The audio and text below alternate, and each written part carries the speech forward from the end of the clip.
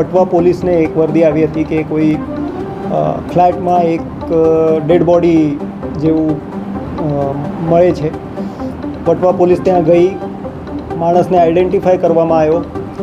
એ માણસના જે ફ્લેટમેટ્સ હતા એની સાથે ફ્લેટમાં રહેવાવાળા જે બીજા 4 માણસો હતા, આ 4 માણસોની તપાસ કરીને વટવા પોલીસે એમને ઉત્તર ભારતથી પકડી પાડ્યા. અને આ તપાસ દરમિયાન જ વટવા પોલીસને ત્યાં એક નાનકડું એક ક્લૂ જેવું મળેલું હતું કે એક કાગળ બળેલો જેવો હતો.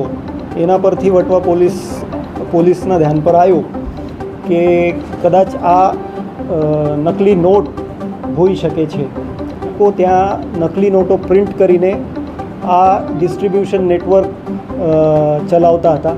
એની તપાસ ચાલે છે અને આ તપાસ અમે શોર્ટલી આપને આપીશું.